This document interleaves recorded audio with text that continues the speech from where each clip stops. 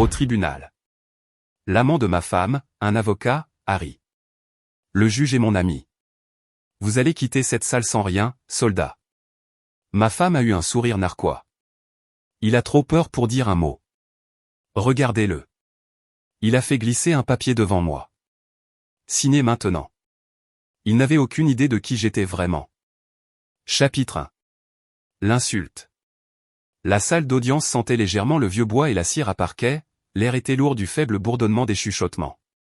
J'étais assis à la table du demandeur dans mon uniforme de cérémonie, non pas que j'en ai eu besoin, mais parce que je voulais un rappel de qui j'étais avant tout ça. Des années de service, d'innombrables missions, des sacrifices, tout cela maintenant réduit à une audience de divorce. En face de moi était assise ma future ex-femme, ses ongles manucurés tapotant légèrement sur la table. À côté d'elle se tenait son amant, un grand avocat aux cheveux gominés, vêtu d'un costume coûteux et affichant ce genre de sourire narquois qui vous donnait envie de tout casser. Il s'adossa à sa chaise, me jetant un regard d'une confiance nonchalante. Le juge est mon ami. Vous allez quitter cette salle sans rien, soldat. Ma femme lui sourit, puis se tourna vers moi. Il a trop peur pour dire un mot. Regardez-le. L'avocat sortit un document de sa mallette et le fit glisser sur la table vers moi. Signez maintenant. Je baissai les yeux sur le papier. C'était un accord de partage des biens qui me dépouillait de la maison, des économies, et même de mon camion. C'était du vol, déguisé en langage juridique. Je n'ai pas pris le stylo. À la place, je l'ai regardé droit dans les yeux. Ma voix était calme, presque désinvolte. Vous n'avez vraiment aucune idée de qui je suis, pas vrai? Chapitre 2. Avant la trahison. Il y a 3 ans, si vous m'aviez dit que je serais assis dans un tribunal en face d'elle, j'aurais ri. À l'époque, elle était mon encre. Du moins, c'est ce que je pensais. Nous nous sommes rencontrés alors que j'étais encore en service actif. Elle disait admirer ma discipline, ma loyauté, mon sens du devoir. Je pensais qu'elle était sincère. Mais j'ai aussi remarqué la façon dont ses yeux s'illuminaient lorsque nous allions à des événements.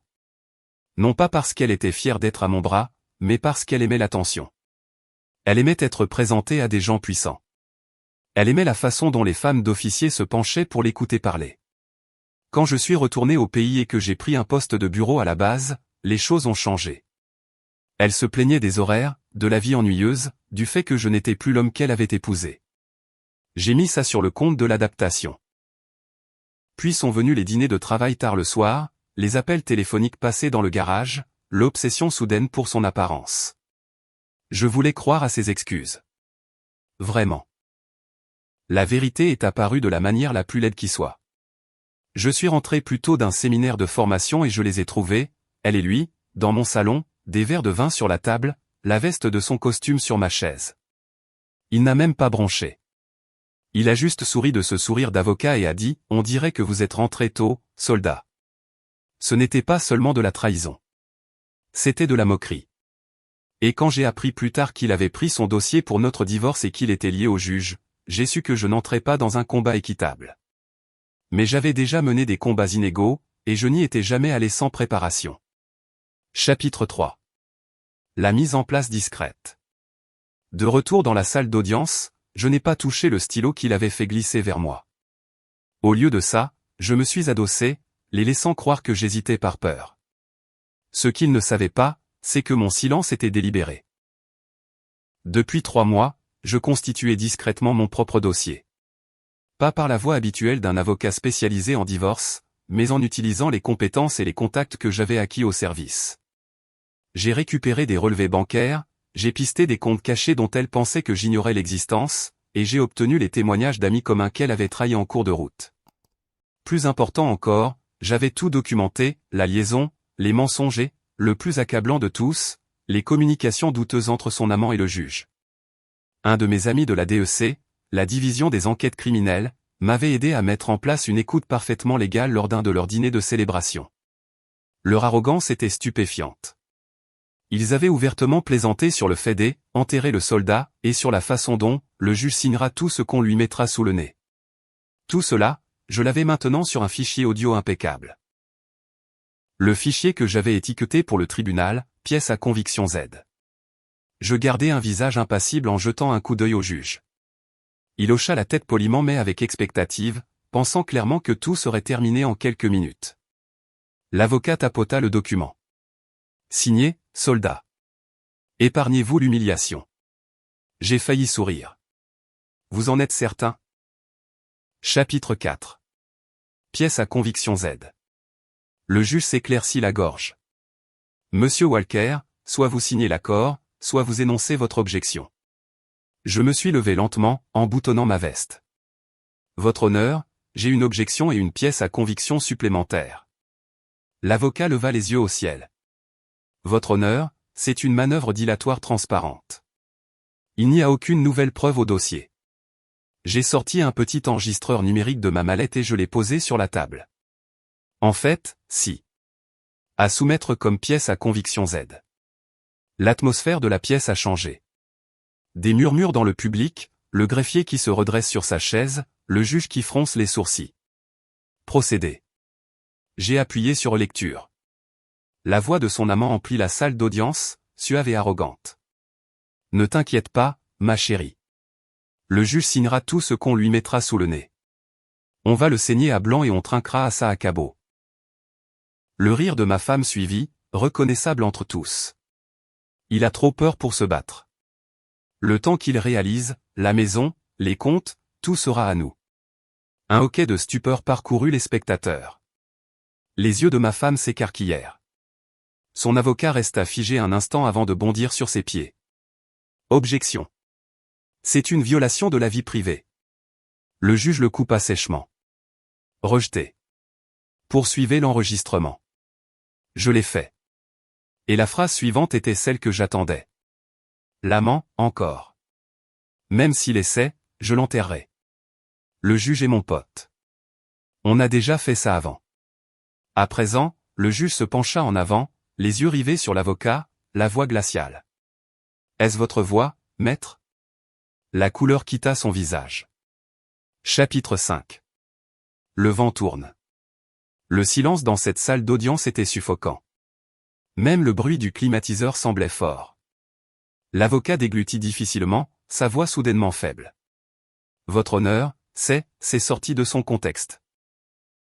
Le juge frappa une fois avec son marteau. Maître Cole, vous n'insulterez pas cette cour avec des excuses boiteuses. Cet enregistrement démontre une collusion et une faute professionnelle manifeste. Huissier, saisissez cet appareil comme preuve. Deux huissiers s'avancèrent, l'un récupérant l'enregistreur, l'autre se positionnant près de l'avocat, au cas où. Ma femme regardait tour à tour son champion et moi, réalisant que son plan soi-disant infaillible venait de voler en éclats. Le juge se tourna vers moi. Monsieur Walker, je vais examiner cette preuve de manière approfondie. Pour l'instant, toutes les demandes de transfert d'actifs sont gelées en attendant l'enquête. Les dispositions relatives à la garde resteront inchangées jusqu'à ce que cette cour en décide autrement. J'ai hoché la tête respectueusement. Merci, votre honneur. Je suis convaincu que toute la vérité se manifestera. Je n'ai pas mentionné les autres pièces à conviction qui attendaient dans mon dossier. Des photographies, des registres de virements bancaires, et un email particulièrement incriminant qui les liait tous deux à un compte offshore. Cela viendrait plus tard, une fois que le premier coup aurait fait son effet. Son avocat se pencha vers elle, chuchotant avec urgence, mais je pus en entendre assez. Nous devons trouver un arrangement avant que ça ne dégénère. Si le juge poursuit. Sa réponse, cinglante. Un arrangement? On ne lui donnera rien. Je me suis contenté de sourire intérieurement, car cette bataille n'était plus une question de ce que j'allais obtenir. Il s'agissait maintenant de savoir tout ce qu'ils allaient perdre. Chapitre 6. La deuxième frappe. Le tribunal a levé la séance plus tôt ce jour-là, mais je ne suis pas rentré chez moi. Je suis allé directement au bureau du procureur de la République. Mon contact de la DEC attendait déjà dans le hall, un dossier épais à la main. À l'intérieur se trouvait le reste de mes découvertes, des virements bancaires du compte joint de ma femme avec son amant, des emails détaillant la dissimulation d'actifs, et ma préférée, une photo d'eux en vacances aux Maldives l'année dernière pendant un voyage d'affaires où elle prétendait assister à une conférence sur le leadership féminin. Le procureur a parcouru les preuves lentement, son expression se durcissant. Monsieur Walker, ce n'est pas seulement une fraude au tribunal des affaires familiales. C'est un complot, une malversation financière et la corruption d'un agent public. Nous allons ouvrir une enquête criminelle immédiatement. Le temps que je quitte le bureau du procureur, des mandats étaient déjà en cours de rédaction. La semaine suivante, je suis retourné au tribunal. Cette fois, l'atmosphère était différente. Tendue, électrique. L'avocat de ma femme n'a pas croisé mon regard. Deux hommes en costume sombre se tenaient près du fond. L'inspection générale. Le juge prit son siège, feuilleta quelques papiers, puis leva les yeux vers le public. Avant de commencer, cette cour a été informée d'enquêtes criminelles en cours impliquant des parties présentes. En conséquence, toutes les procédures de divorce sont suspendues en attendant l'issue de la dite enquête. De plus, il regarda droit vers son avocat, Maître Cole, vous êtes par la présente dessaisie de cette affaire. Huissier, veuillez escorter Maître Cole dans la chambre adjacente pour interrogatoire. Le hoquet de ma femme fut presque théâtral. Elle tendit la main vers lui, mais il ne lui jeta même pas un regard.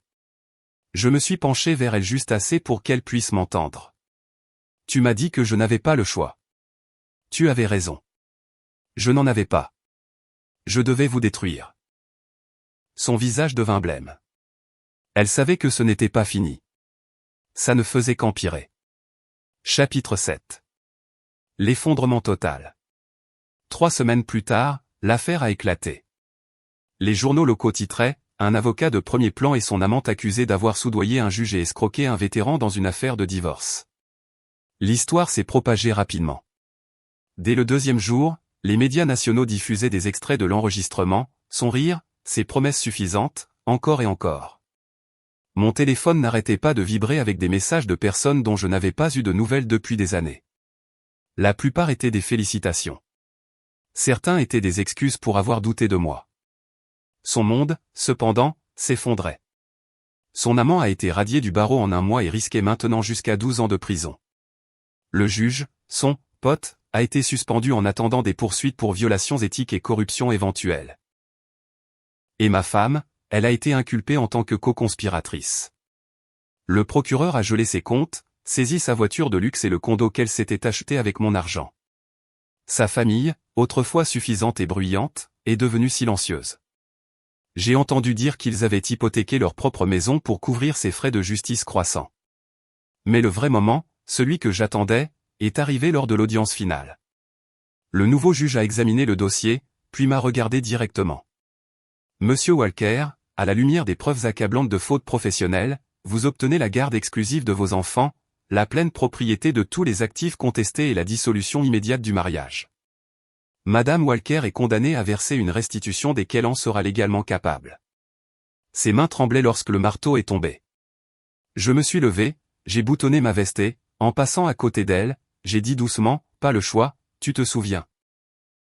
Je suis sorti de cette salle d'audience, libre, mes enfants m'attendant dehors avec mon père, souriant pour la première fois depuis des mois. Épilogue. Le coup de grâce.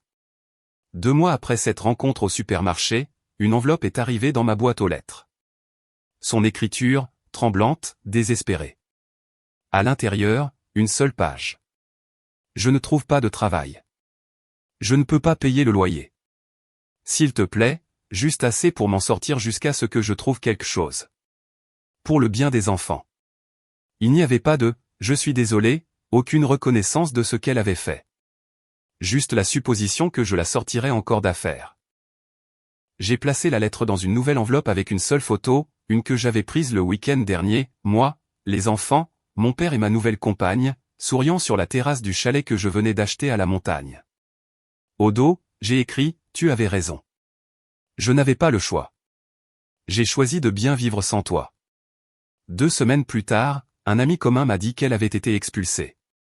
Elle logeait dans un motel délabré en périphérie de la ville, partageant une chambre avec des inconnus et vivant du peu qu'elle pouvait gagner en liquide. Pendant ce temps, je signais un contrat pour un projet de sécurité majeur à l'étranger. Un contrat à 6 chiffres qui mettrait ma famille à l'abri pour des années. La leçon était simple. La trahison ne fait pas que brûler les ponts. Elle vous laisse échouer sur une île que vous avez vous-même incendiée. Et quand vous regardez de loin, vous réalisez que parfois, la plus douce des vengeances n'est pas la vengeance du tout. C'est simplement de s'en aller et de ne jamais regarder en arrière. Cette vengeance était-elle parfaitement justifiée? Dites-nous ce que vous pensez de cette histoire dans les commentaires ci-dessous. Aimez cette histoire si vous pensez qu'elle est justifiée, partagez-la avec quelqu'un qui a besoin de cette énergie. Et abonnez-vous pour d'autres récits époustouflants de trahison et de justice. Car ici, chaque mensonge a son heure de vérité. Et chaque trahison trouve son ombre. Restez vifs, restez forts, et restez à l'écoute.